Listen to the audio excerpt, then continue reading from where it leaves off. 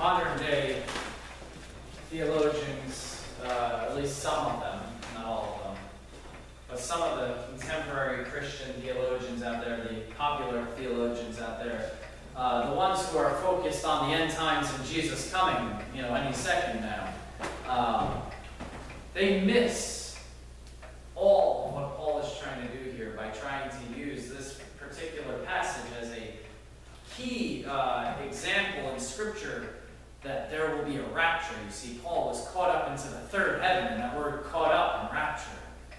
That's not what Paul's talking about here. And I think to take it down that rabbit hole misses the beauty of the rhetoric that is in this particular piece. There are also translations in Scripture that will say that I, Paul, had gotten caught up into the third heaven, which may be in essence what he's saying, but it takes away the beauty of the rhetoric that he uses in this passage. So let's look at this passage tonight. Continuing on in 2 Corinthians, as we have been throughout the past several weeks, we come to this somewhat obscure and confusing text from our brother Paul. Remember, he was addressing specific conflict that had arisen in the Corinthian church. And this church had been particularly troublesome to him, right from the get-go, pretty much. If you remember, they had been questioning his authority. Some of those who supported him claimed to be baptized by Paul. Others who opposed him claimed to be baptized by Apollos. Now, I want to pause here, and in full disclosure, last time or the time before that, I said that Apollos was the one that was chosen by the disciples to replace Judas. I was wrong. That was actually Mattathias. Mattathias is the one who replaced Judas. But Apollos, as it turns out, was actually a contemporary of Paul's. And Paul says that he had actually placed him in Corinth for a time to be with the Corinthian church. And so I guess what had happened is, naturally, when you're a minister or an apostle in a church and you're serving the church community, you're probably bringing in some new people, you're baptizing them, and those people didn't probably like the way Paul was treating them, and the way Paul was telling them they needed to live by a certain standard, and they needed to do things a certain way, and they began to resist, saying, well, who is this Paul guy? I was baptized by Apollos. And you start to have a following of people who are following Apollos. Now, Apollos may have nothing against Paul or say anything about Paul badly, but this is arising as a result of him being there and Paul being elsewhere. And so you have this division between those who were baptized by Apollos and those who were baptized by Paul. And this is the kind of thing that Paul is addressing here in this letter. I'm not sure about you, but this awfully reminds me of the childish stuff that we find on the playground. You basically have a group of grown-up adults claiming, my apostle's greater than your apostle. I was baptized by a cooler dude than your dude who baptized you. My daddy's bigger than your daddy. You know the game that gets played on the playground. Grown adults, mind you. It's amazing what grown adults will do. And we try to say that only our children do it, right? Then again, maybe our children mirror themselves after us. I won't want to say that too loudly because who knows what my child is going to do at any moment, right? But, there's truth to be said that they're their own people and they do their own thing, but sometimes they do pick up their behaviors from us. Well, anyway. Some are claiming I was baptized by Apollos. Others are claiming I was baptized by Paul, who was chosen by Christ himself to be the apostle to the Gentiles. Again, you have basically a bunch of grown adults who are supposed to be living together as a Christian community in Christian love, acting like a bunch of childish bullies on the playground. So you can kind of feel Paul's frustration here. Now that this is his fourth letter, mind you, that he's had to write to this church. He's had to go there and make what he calls painful visits and write painful letters of tears, to a people that just won't get it. They just won't grow up and move on. As parents, we can probably relate with Paul when we say, grow up and move on. We often may tell our children that. But here are grown adults, and Paul has had it up to here with them. That's where tonight picks up.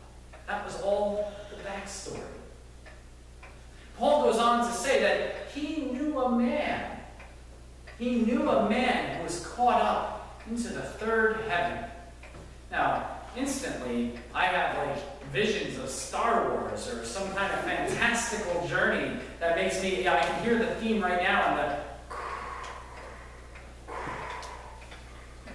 Paul, join me on the, okay.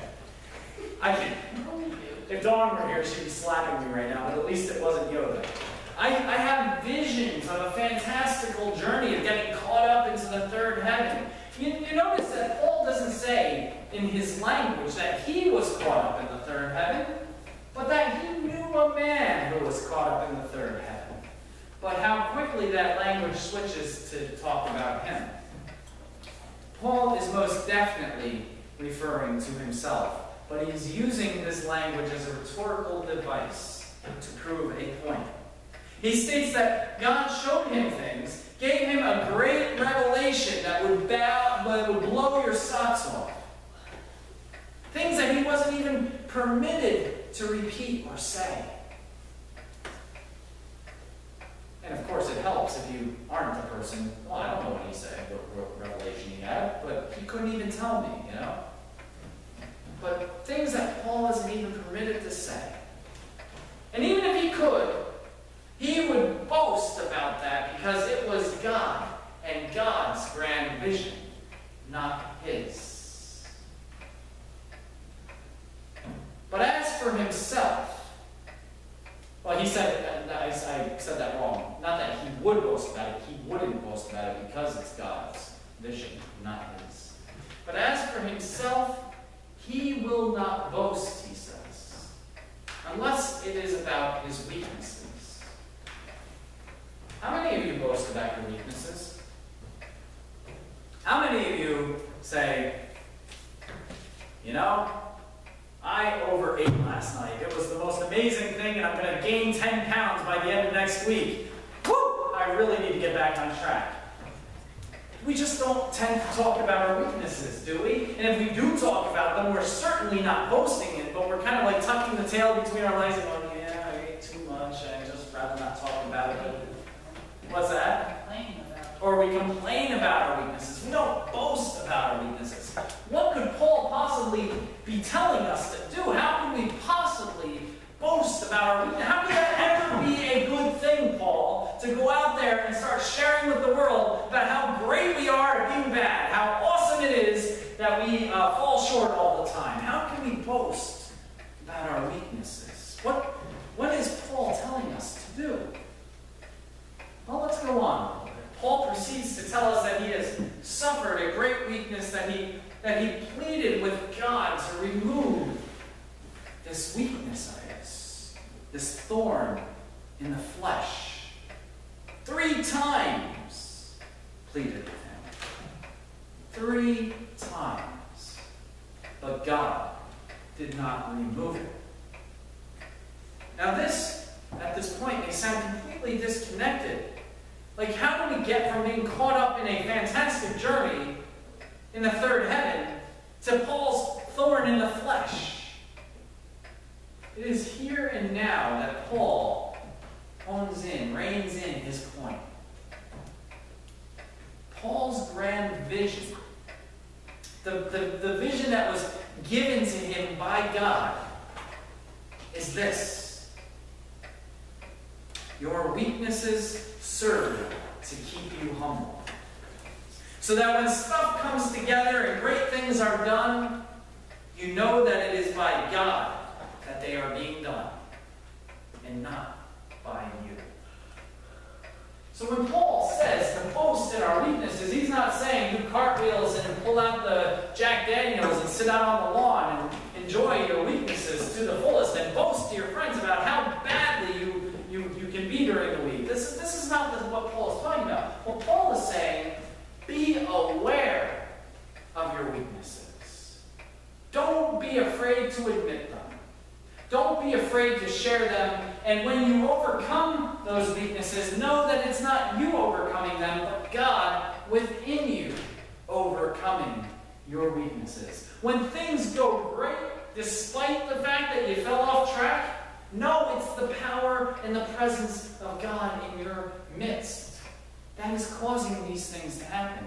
If we took everything away from us and all we saw was God, maybe the church wouldn't be in this specific problem that it's facing right now. If people would be so less focused on how great they were, or how great the person who baptized them was, or how great their position is, or how great their status is, or how great their church is, if they were just focused on how great God is, maybe this divisive, ridiculous, childish behavior wouldn't be. Paul is giving us a lesson. The grand vision is this. When you think you are strong, it is then that you find out how weak you really are. When you think you're strong and you try to show everybody else about how strong you are and you try to boast about your strength to others, it is then that your weakness becomes revealed to the rest. You know the story of the kid who thought he was so big he was going to pick a fight and he got beat up. And everybody saw it. Paul is saying, know your weaknesses. And in your weaknesses, if you realize your weaknesses and trust in God to work through them and through you in spite of them, that is when God's strength will shine through you. That is when everybody else will see, wow, there is something crazy awesome about what's going on with him. Not because of you, but because of the God they see within you, shining through you. This grand vision is this.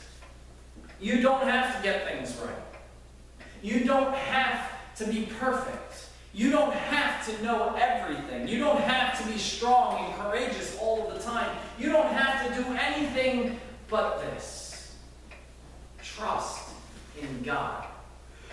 And when you're about to boast, when you're about to inflate yourself up to make yourself feel good or to make others think better about you or to show your power or to exercise your strength, whenever you're about to do that, think first of your weaknesses.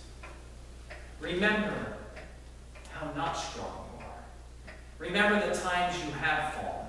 Remember the times you felt lost. Remember the times you've been sick.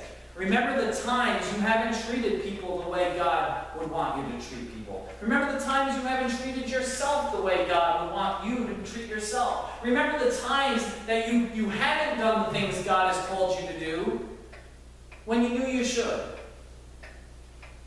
And in that moment, also remember the acceptance, the forgiveness, the love, and the great things that God has given you and done through you, despite your weaknesses. Once we start thinking that way, how can we not let everything else take a back seat? When we start thinking and behaving that way, how can we participate in division and dissension?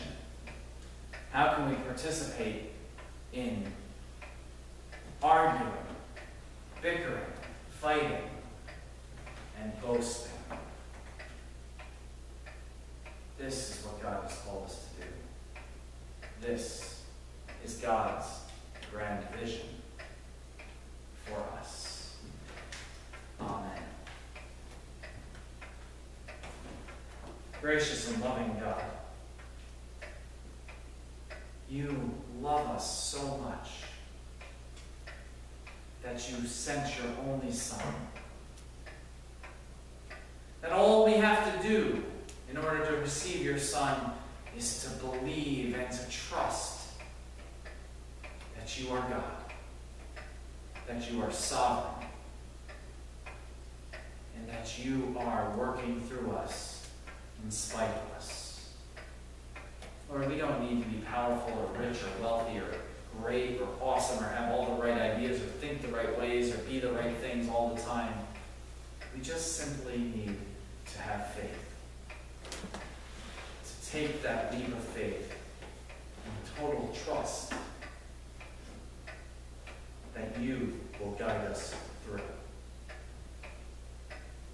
Lord, fill us with that faith and help us in our unbelief. We pray this in Jesus' name.